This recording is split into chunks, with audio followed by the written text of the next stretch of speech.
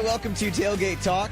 It's Ritter and Tasker. We'll check with Wags later on the show. Again, if you want to follow us on socials, it is @on the tailgate. I am at the real Ritter, as in fishing reel, at Wisco Bow Hunting for Eric Tasker. As you can tell, I've got this weird stuffy cold thing that I feel like I've just had like nonstop some sort of cold/ailment since like midway through October. I don't know what's going on with that.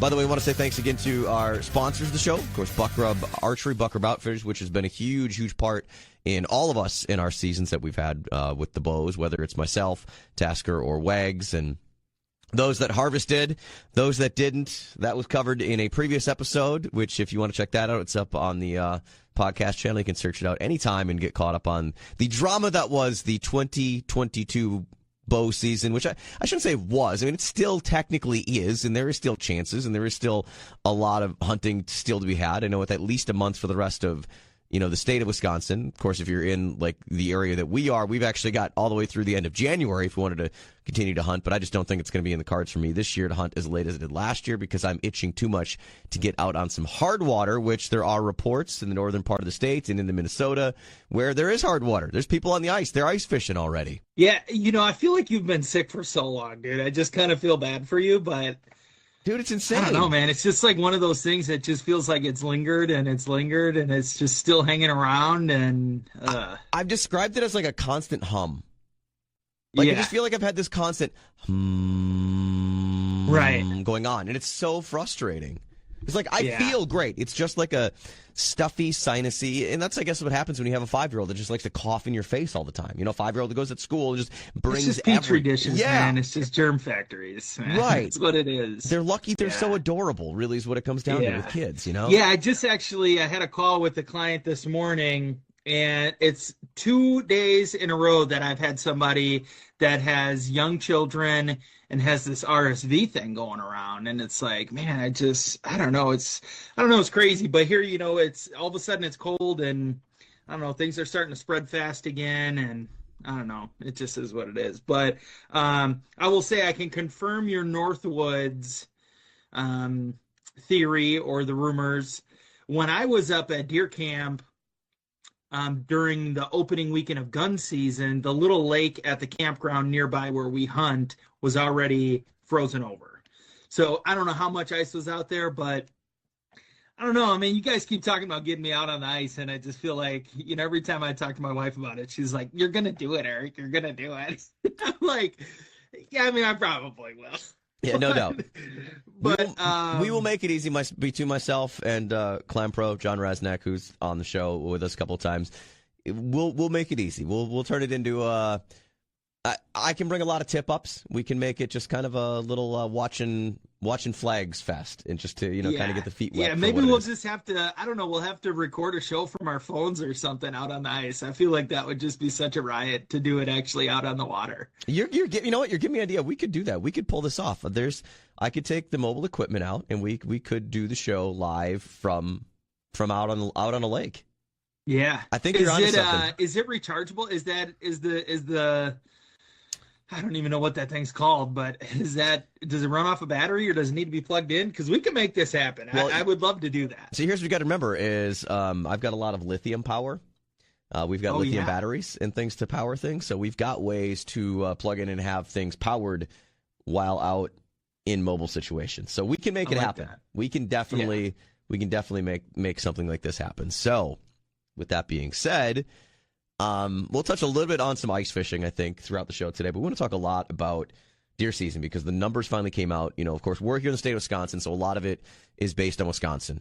So if you're not, in and around Wisconsin, listening to this on like the podcast or something, no, it's going to be very Wisconsin focused. But I feel like a lot of what we maybe experienced here is definitely what Minnesota and I think some of Iowa's experienced. Because I feel like it's all kind of in the same. Maybe I'm speaking a bit of turn, but I have this feeling that we're all kind of going to get the same thing, that this may have been a pretty decent deer season for a lot of people. I know you had said a lot of times, Tasker, you've seen more deer this year, not even like while hunting, just generally out in nature, like, driving and everything like that, than any other year. For sure. Without a doubt. It's been kind of weird, actually, how many deer I've actually seen this year. And it's not like I feel like I've been more engaged than I ever have been, but I haven't looked at deer any more this year or looked for deer any more this year than I have the last 5 years.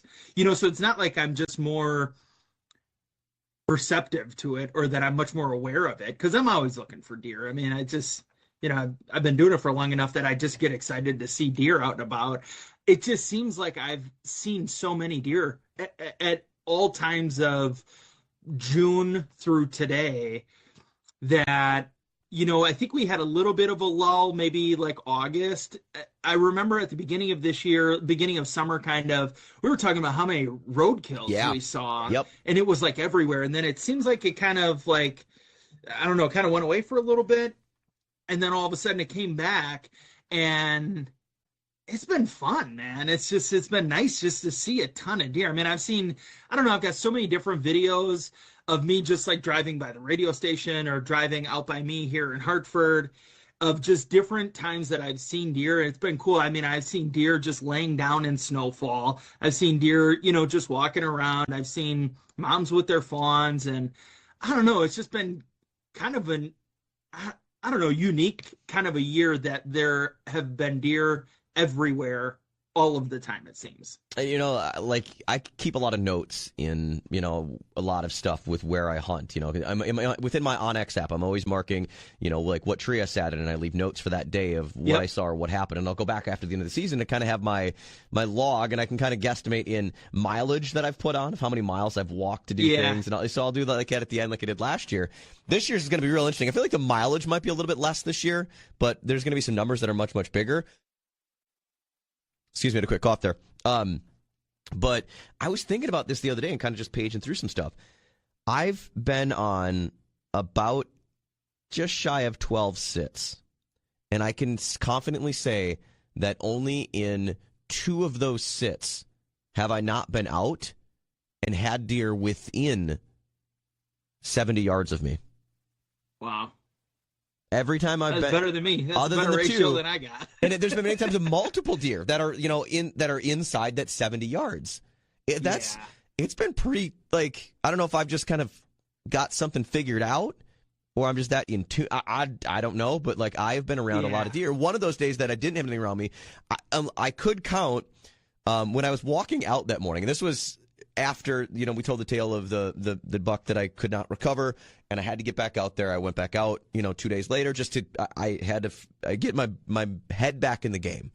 And when I was walking out that morning, a doe had come running up behind me, like probably within, 15 yards of me, ran right next to me, ran past me, stopped for a second, turned around, looked at me, and then like slowly trotted off. So like I didn't see anything while in the tree that day, but like I was 15 yards from it, like standing next to it, on the way out, which that was kind of a cool, interesting experience. I don't know how most people would feel about something running up at them and then running past and turning around and looking at them. It was a little creepy. I just wanted you to pull a Robin Hood and just lace that thing on the run. That would have been amazing. But unfortunately, it was 4 o'clock in the morning. It's like that's like so impossible. I mean, I think in all the videos that I've watched in the last couple of years, I've only seen it one time where I saw somebody actually arrow a deer on the run. Yeah, and it's like that's just not a smart shot to take. It's just doesn't. The arrows don't move fast. Okay. So does it change with a gun? Because like this is again, I am not a gun hunter. I only waterfowl, things like that. But I don't hunt with a gun for deer. I have early on in my life. I think bow hunting is way more. It's more romantic to me. I like there's something romantic about being in close encounters. Like I say, like I've had how many deer within 70 yards of me? Like 70 yards with a gun is like. I feel like that's like a gimme shot. I mean, for some people, I wouldn't put myself in that category. But well, we can touch on that. But that's what I say. Like, how do you feel? Does it like shooting a running deer with a gun? And like, I'm trying to figure this out because I've been up in a tree during gun season this year. Is it like RP? I can't fathom it. Every time it's not like one boom. It's always like boom boom or like boom boom boom. And I'm like, how many times do you shoot at that deer? Isn't it like just kind of tee it up, get it set, and like a bow you release? Like how, or are you just like rapid fire? Like I don't understand that. Again, not as a gun hunter. That's why I don't understand it. So I know it's going to sound naive and sound stupid, but maybe that can be answered for me as to why every time I've heard someone shoot at a deer, it's never been one shot. It's been boom, boom. And I know it's not an echo thing because it's a straight like boom, boom. Right. Yeah. It's a circumstantial thing then, right? How fast is the deer moving? You know, what's your area that you're hunting look like? For me, I don't know. It's hard to say what I would do in that situation because most of the time when I've taken shots at deer with the rifle, they've always been either slowly walking or standing still. And I've only one time many years ago when like in my first 2 years, I think I went out with a buddy of mine that I played football with in college, and we were out just walking the woods, walking a field edge and just waiting for deer to kind of come through. And it was a completely wide open field edge, big, huge crop field that these two doe ended up running through. And I had not yet harvested my first deer at that point in time. So we had our rifles. I had my 30-06. He had his 30-06. And, you know, these deer are on a full sprint. And he's like, take the shot. I'm like, what do you mean take the shot? And he's like, take the shot. So here I am shooting at these two deer that are on a full sprint, miss all of my shots because, of course, which I've come to find out, I need to make peace with this and I need to rectify this. I'm not a good shot with a rifle. I'm a better hunter with a bow than I am with a rifle. Like you said, we could touch on that in a second. But I bet these deer were 100 and 125 yards out. 2 shots, perfect shots, dead in the field from my buddy. It's like some people are just really good shots and they can take those shots. I'm not that guy. I'm just not that guy. Is it because you can't stop deer necessarily when it's that far of a distance? You know, like when I talk about bow, like you're within 40 yards, you can, or, you know, stop. Or what do you do to stop them? Like when something's 120 yards out, you know what I mean? Is that what it is? Is that why it's always... Yeah, I don't know. I think for that situation, you know, something had obviously spooked them and they were on a full sprint. So they weren't stopping. And he was able to make it happen, and he just took the shot at, you know, if they were at 125 yards when I was shooting, they were probably 150 or whatever when he took the shots. It's a luxury that you have as a gun hunter to not be concerned about distance, you know? Yeah, if you go out west or if you're hunting, you know, a 100-acre farm and you've got a 500-yard shot, yeah, you got to think about some things, but I think it's circumstantial. You know, how fast are they moving? What's your area look like? All that stuff. I don't know.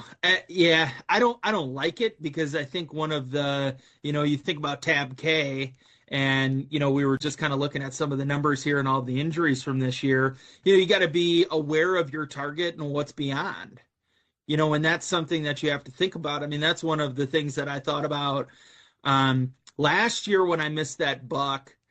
It was close to where my dad was, and fortunately now I know that shot was safe and I was at a high enough angle and I was shooting downward, but it was kind of in the direction of my dad, you know, so it's like it's some of those things that you have to really think about, that you have to be much more aware, because it's not, I mean, with an arrow, it's going to hit a tree limb or it's going to do, you know, something that you're probably not going to be able to get something, you know, outside of 80 yards, we'll say. You know, that's probably a pretty safe spot that, you know, if something's outside of that, you're probably not going to have to worry about it. But, I mean, rifles are intended to shoot a very long distance. Right. And this is, again, why I still think that's why I love bow hunting. And I get that I sound like a purist, elitist, you know, bow hunter. I love that. I love talking about the elitism in hunting nowadays. Yeah, you and I both have had. But we've both gotten into some spats lately, huh? Yeah, social media is real interesting, which I know we talked about that with Eric from Okayest Hunter, and you know what everything they do with buck shaming, and we're gonna get together those guys again, whether it's on our show or on Okayest, and we're gonna chit chat probably a little bit more about social media and all kinds of other stuff involved in the hunting industry, because we really love what those guys are doing all the time. So Ritter and Tasker, together. We'll check in with Wags later. I'm kind of all been separate of things with, schedules and timing. And everybody knows how they go, especially when you get to the holidays and, everything that's going on. But I want to again thank Buck Rub Outfitters, one of our big sponsors, been with us for a long time. And then quick mention, we're going to be adding another sponsor that's joining us coming up into the new year, and so awesome to have them because I was actually driving past their place of business. I frequented a lot, but drove past right after the gun deer season, and that was the longest line I've ever seen of people dropping off deer outside of Bunzel's. So I'm going to welcome Bunzel's after the first of the year. But I was driving past and saw so many people, which I instantly thought as I saw that line of people to drop off deer that was the Monday after opening weekend, and I thought, boy, these numbers for gun season and deer seasons all in general in the state have got to be a huge increase in 2022 over 2021. And you would be correct. Yeah.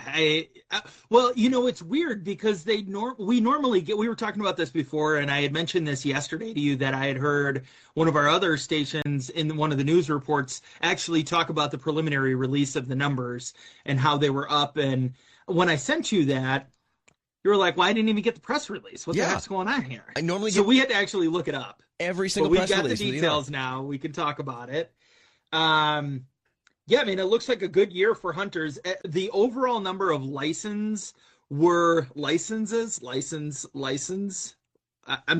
the plural of that is, multiple licenses were sold. That it was down 1.6% or something like that. So that was kind of a surprise. I know we talked about this last year when we kind of did like a recap of the numbers of stuff on the show. And the one thing that I brought up then was because, you think about how things went 2020 when nothing was, really 2021 because nothing happened you know what I mean? Like there was that weird time where a lot of people got into it and maybe picked up hunting and did these things and got into the outdoors, or that they used to do it and they got, kind of like me, got back into it that haven't been doing it for, mine was like a timing thing. I stepped away because of my kid.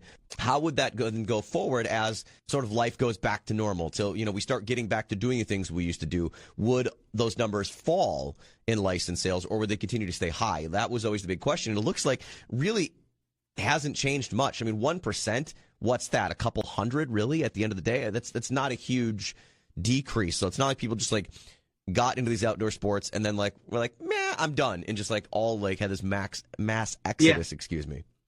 Yeah. You think about 1.6%. I don't know if there were 795,000. So 1.6% of 795,000 is, I don't know. That doesn't sound like the right number, but 12,720. That doesn't sound right, I guess. Yeah. Yeah, because 1% would be 7,000. 1.6 would be, so that makes sense. So 795,000 as of November 27th at 11:59, and that was sales for gun, bow, crossbow, sports, and patron license. Of that total, 436,000 were for gun privileges only. 555,000 were for all gun privileges, including gun, sports, and patron license. This year-to-date sales equates to 1.6% down. Obviously, it's 2022, 2023. Major shift in purchasing online, 63% online versus 37% in store. How about this for a tidbit? This year, licenses were also sold to hunters in all 50 states, Washington, D.C., and Puerto Rico for Wisconsin hunting. Wow, that's cool. Additionally, hunters came from 21 different countries to hunt in Wisconsin. How amazing is that? Here we are, deer capital of the world, baby. Right. I was just going to say, if you're getting the pick, everybody argues about it in the outdoor industry. We've seen this all over social media. Is it Wisconsin or is it Iowa? And why is it Wisconsin or why is it Iowa? I know I've thrown my theory out there that, when they say the biggest bucks are all shot in Wisconsin, it's no, because we just have all of the bar big buck contests. So more of our, deer are shown off. They don't more have chatter about it. Yeah, right. They don't have, not say they don't drink a ton of Busch Light in Iowa, because they do, and Blue Yummies. But there's just so much of that tavern northern Wisconsin thing that, the old big buck contest, everybody's bringing their bucks in to get scored. And so the more chances you have of that, obviously it's going to look like we shoot more deer when, other states I'm sure shoot just as many. They just don't get the notoriety that ours do. Well, and isn't it an access thing too? It's hard Definitely. to get an out-of-state tag in Iowa. Yeah. Whereas in Wisconsin, you pay $160 and you're in. Yeah, I was just, I remember, It's Wags a breeze. I mean, it's so easily accessible. So I think that's why we see some of those numbers that other states don't. And we're very fortunate that we've got this renewable resource that continues to grow and that has a very, I guess I would say it's probably a pretty flat population just in terms of, the year over year kind of consistency, that we don't really need to make any of those big changes with out of state regulations and, a lottery or any of that stuff where, maybe the average size of deer in Iowa might be larger because they're much more protective about the regulations and out of state and access. So maybe that's where some of that difference is. Yeah, it could be.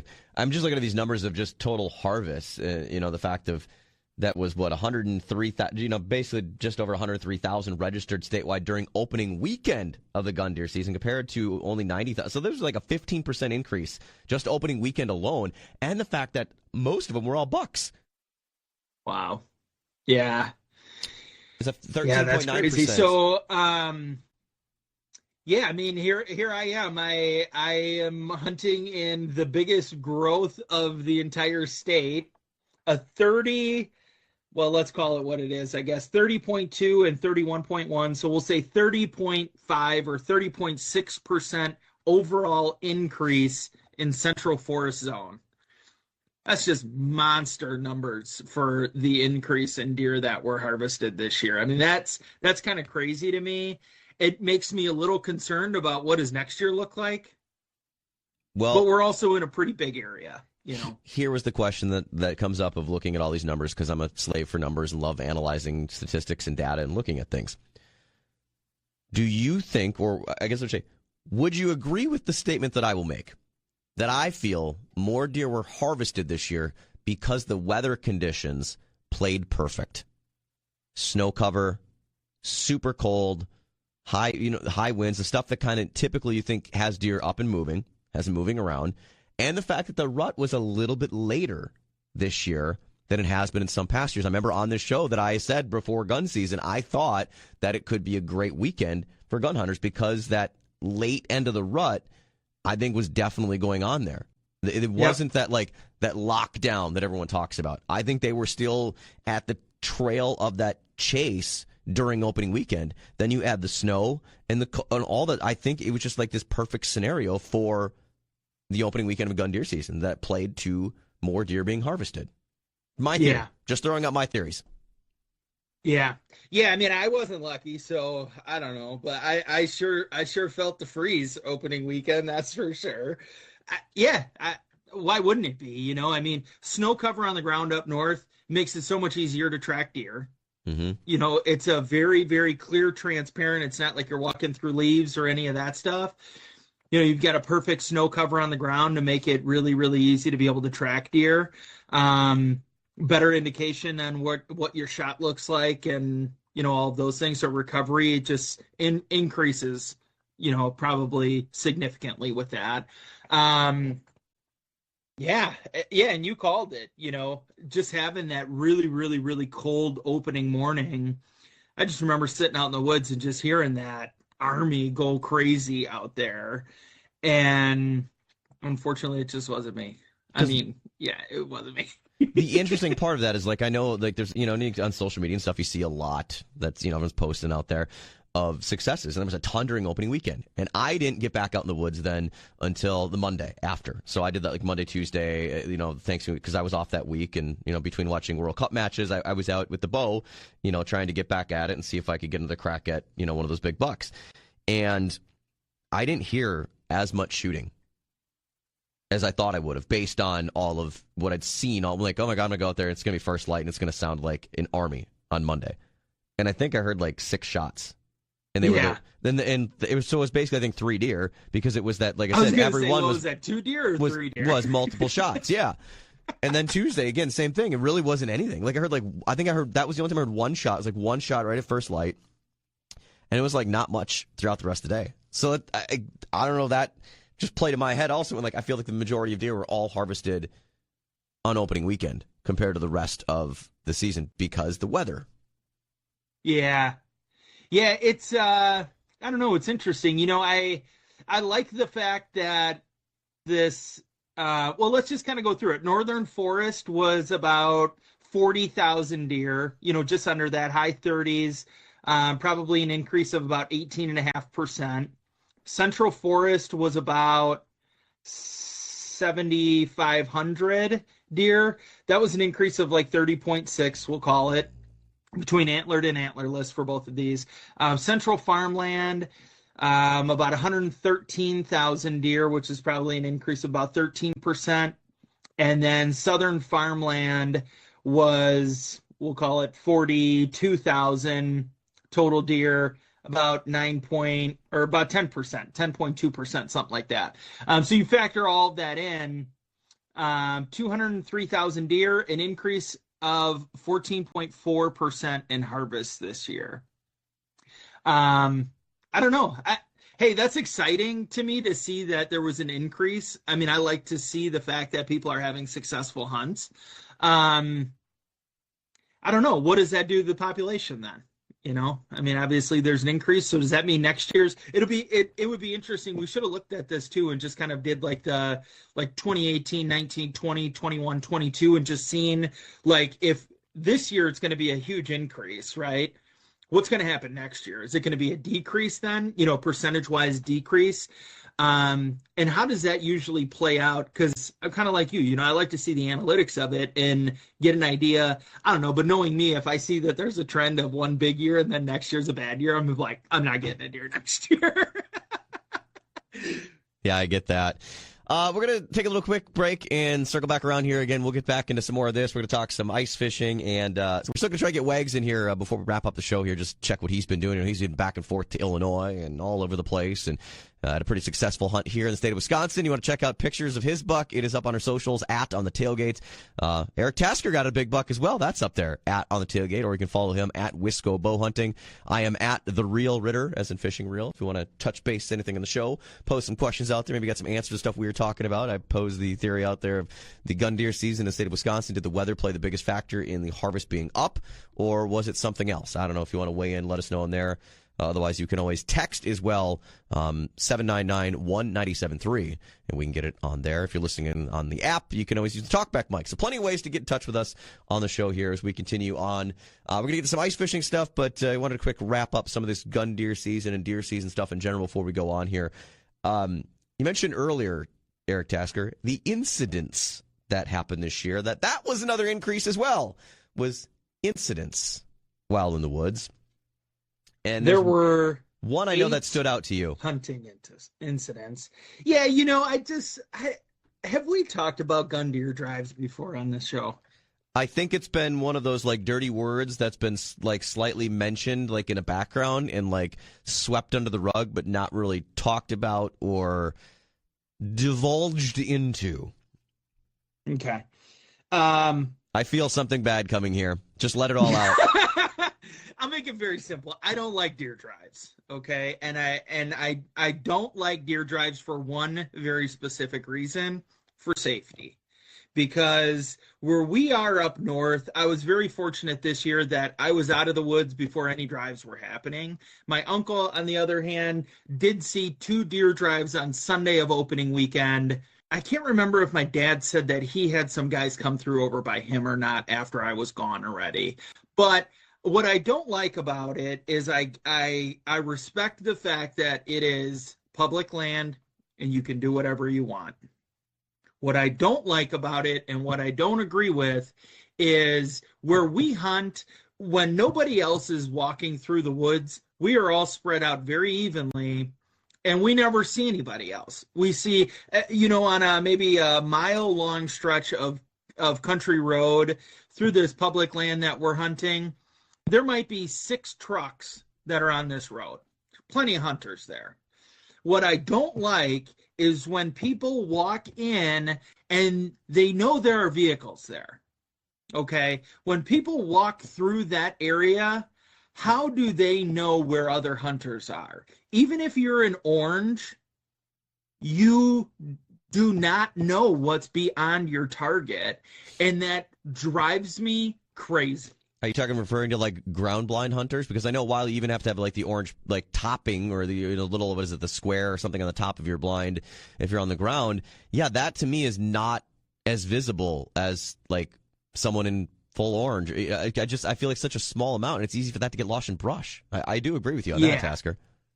Yeah, you have to have a flag, or you have to have some indication of orange on top of your blind. But like you said, it's not a half a torso of orange, so it's still not a huge indication.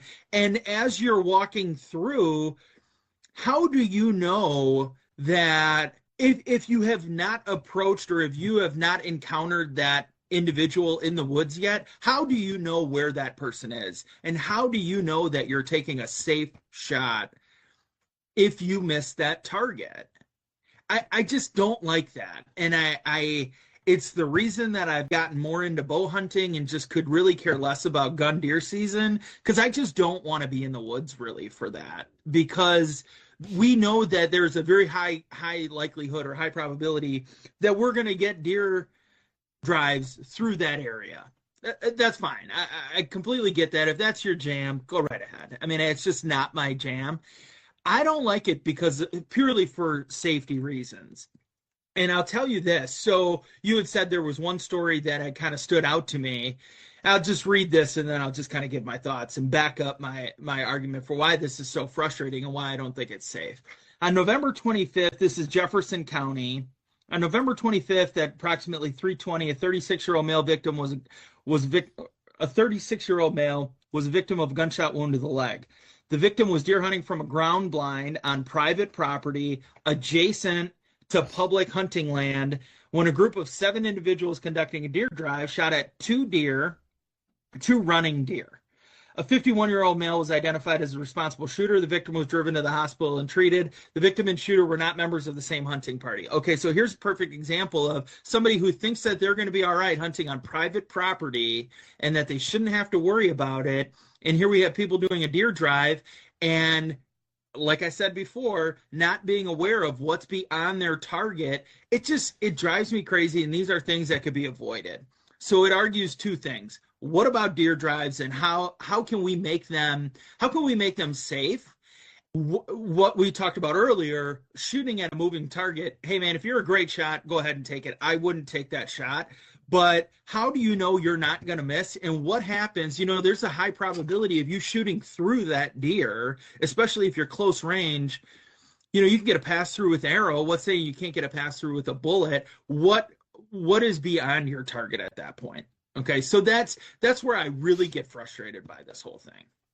I think it's a very fair take. I think I absolutely 100% agree with it.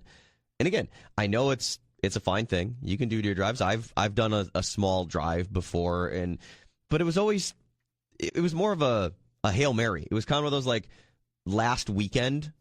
Like late in the day Saturday or like Sunday, the final day of gun deer season. It was like, hey, so and so, we have, what, maybe we should do a drive. I've heard of a lot of other people have done that same thing. Like, I think I'm not trying to tell, but that's what's so hard about all this is you have an opinion, and it can be taken as like, oh well, you're trying to tell me what to do. Like, it's not, but. You're right. Like, is there a way to set it up where stop doing deer drives? Right. Well, can we just say like no deer drives for the first 6 days of gun deer season or something? Okay, and this would never happen, but here's what I think we should do. Reserve the last day, Sunday, of gun deer season for deer drives. Most people have either harvested their deer, they're out of the woods, there's a lot less people out there, and it's probably the safest opportunity for you to get out there and do deer drives. When you're doing it opening weekend, get out of my area. It just drives me crazy when you see people coming through. They're the first weekend warriors. They get out there just trying to kick stuff up, and there's the highest probability of having an issue opening weekend because there's just more people out there. So if we could get something, put in place, or whether that's just like an initiative or whatever, people are going to do whatever they want. So unless it's actually a written law, it's not going to happen. But to have the gun deer drives. Hey, you guys have the woods on Sunday, the last Sunday of gun deer season. Go crazy. That's what my opinion is. That's my legislation that I would pass as governor of the state of Wisconsin.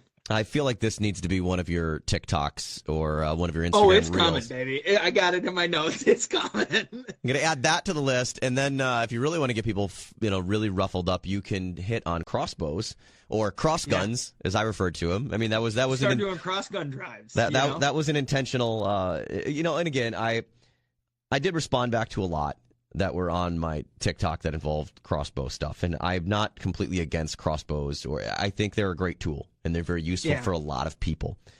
If you don't follow on my TikTok, again, everything is at The Real Ritter. I had posted one that really took a stab at crossbow hunters, or cross guns as I called it, because I knew people would really take offense to that. I was just looking to rile people up, because let's face it, it's all about the algorithm and getting people commenting and getting things, pushed to feed, so whatever. But the original thought of where it came from is I had an incident in the woods where someone had walked underneath me, and I'm shining lights at them at the middle. I get, again, it's public land. I get that. And the biggest thing that people will complain is oh, you sound like a public land whiner. Just go and get private land. That won't be an issue. And it's that's not the point. You're missing the point. The point I was making, and this is just my experience. Every time that I've had a negative experience encountering another hunter in the woods, where it's kind of been like a blowing up my hunt type thing, or, it's always been someone with a crossbow.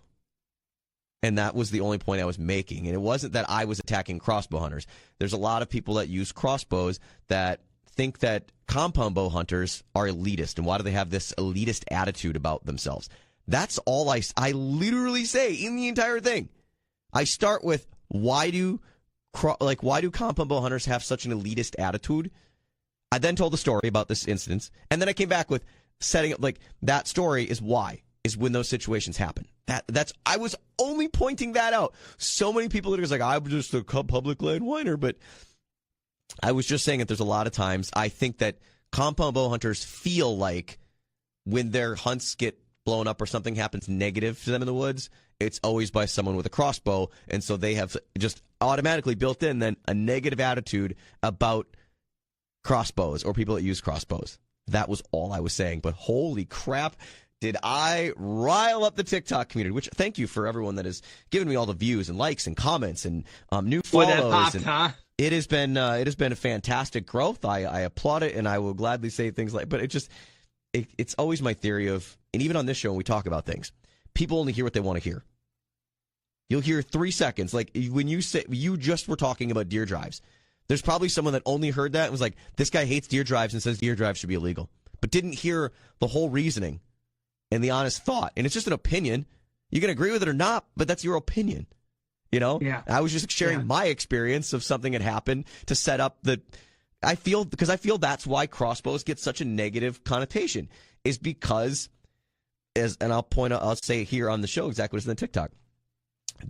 It's the people that walk into the woods right at or after shooting light, that walk right underneath you, or that walk up and set within 50 yards of you. Yeah. And so if you have that happen to you a lot by people with crossbows, I think it's easy to come up with that attitude that crossbows are bad or people use crossbows. That's all the point I was trying to make. Boy, it ruffled feathers. Again, I don't dislike crossbows. I'm not against them. I think they're a great tool. Your dad is a prime example, Tasker. Yep. Papa Mel. My dad and my uncle. But Wags shot his buck with a crossbow. I mean, Wags, talking about We're Out Buck. How many shoulder and elbow surgeries has that guy had? Right. I mean, he's a major league pitcher. I get it. There's a lot of scenarios where it's a great tool for people. Yeah. The point is making is it's unfortunate that sometimes people mess it up for everyone else type thing. And I was just pointing out one of those scenarios of why I think people have that feeling. Again, you have your crossbow. I'm all for you. You do what you got to do. Just make sure you practice with the damn thing. Yeah. It might be, buy and go shoot a deer, but just make sure you're confident with it. Hey, the other one I was going to just tell you about real quick, because I got a jet here, but Oneida County, On November 19th, approximately 1:30 p.m., a 24-year-old male suffered a self-inflicted gunshot wound to the foot. Talk about shooting yourself in the foot. The victim was repairing his rifle sling when his hand froze to the firearm.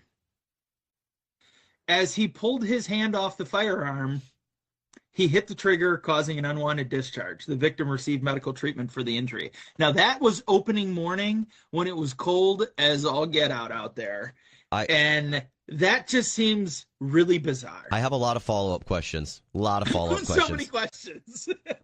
So first off, okay, you're worried about a rifle sling. Why does it matter while you're hunting? Like, if you're sitting in a stand somewhere, deal with it later. Then secondly, if you're going to be repairing or dealing with something, moving, why wasn't your gun unloaded? Thirdly, make it even easier. Why was your safety not on?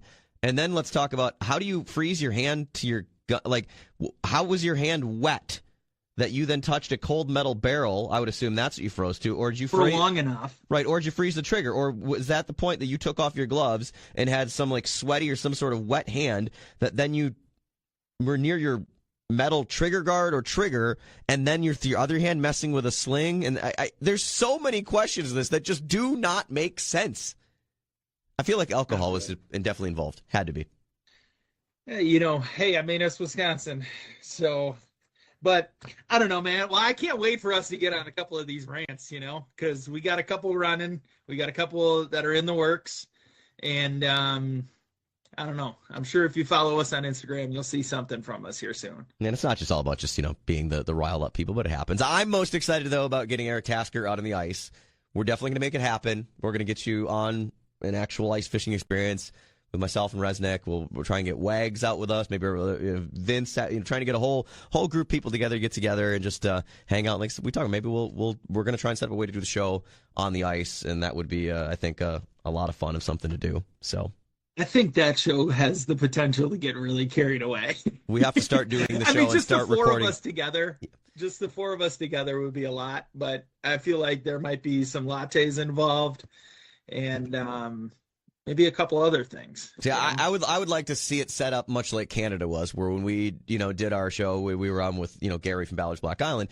It was at the end of the trip essentially, so you got to experience everything and then come with all of the questions that Eric Tasker had. I thought you were going to say that the pump was primed already, and that's what you were trying to get set up for me. That maybe a little bit too. But speaking, by the way, of Ballard's Black Island, there will be a trip in 2023 again, going up to Canada, fishing, all-inclusive, fully guided. We're going to add a day to it, is what it sounds like. So we're trying to work out some dates. We had a set of dates scheduled, but unfortunately it didn't work for me because of my tournament schedule. Looks like our tournament championship is going to be during that time, so we're still trying with Gary at Ballard's Black Island to shake out exact dates of when we can get the trip together. But if you heard us talk about it in a previous show, when we went up to Canada, we fished for 3 full days of fishing. It's going to be 4 full days this year, all inclusive, fully guided, all that stuff. We want to give you a chance to come join us next year, catch some monster fish, and catch a lot of fish and have a lot of fun. And hopefully the weather will cooperate and fishing can be even better. I mean, it was great fishing this year,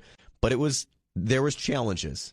There was definitely challenges to this year because of high water that they've not had in years past up there. So as that water's now coming down, it could be. We still caught a couple trophies. We did, yeah. But, just like we talked about on that show, a lot of the smallmouth fishing and a lot of the stuff that my wheelhouse up there, a lot of it was very difficult because the fish were able to get to areas where they haven't before in the past, and the areas that they were able to get to are areas that we can't get to. You can't get lures to and things like that. So it made fishing, presented more challenges than they typically have to deal with there. It was like fishing cypress trees down south. It was a very different style of fishing that it's fun and challenging. We still caught fish. We did it. We did the dang thing, as we'd say. So. Yep. Be on the lookout for dates, some more coming on Ballard's trip. Some other cool stuff coming up ahead. I think we're going to talk to some guys about some lithium batteries. We're going to get together eventually with the guys from Okayest Hunter and talk more on that stuff. Obviously, Wag's going to join us.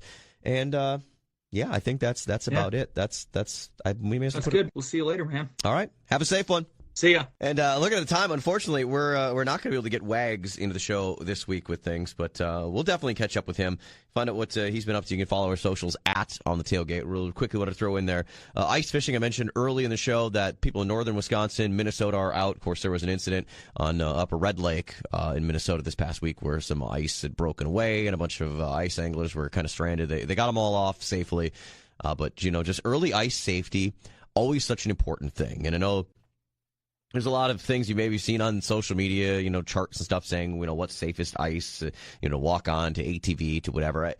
My kind of general rule has been 3 to 4 inches to walk on. You start getting ATV ice once you start getting near that 6 inches. But it's all personal. Again, like we've said all along, it's like you can tell someone this is what's best. And, well, you're not going to tell me. But, just having ice fished a lot of my life and done a lot of stuff, that like 3 to 4 inches, good, like black ice, like good solid hard ice, which is what we have on lakes in northern Wisconsin, it's what we got. So it's great. So hopefully you are a big ice angler. You want to get out. There is opportunities in the northern part of the state. Soon we'll be coming here. But, always be safe. Always be safe on the ice. Spud bar especially is a big thing for you. There's all these float suits out there. I've got float suit plus, we'll wear a float like vest if I'm not wearing the full float suit at times in the ice. But it's just never worth taking a risk on the ice. So be safe if you're headed out ice fishing. Be safe if you're headed into the woods at all for any deer hunting. We've got a lot of stuff coming up here with some late antlerless only weekends. And quick reminder, December 10th, the deadline in the state of Wisconsin to get your permit applications in for bear and turkey. Those spring seasons coming up. So again, next weekend, the deadline for spring turkey and bear. Don't want to miss those opportunities. I want to throw them in real quick. So until next weekend, we'll be back with another show for Tasker and for Wags. I'm Sean Ritter. This is Tailgate Talk.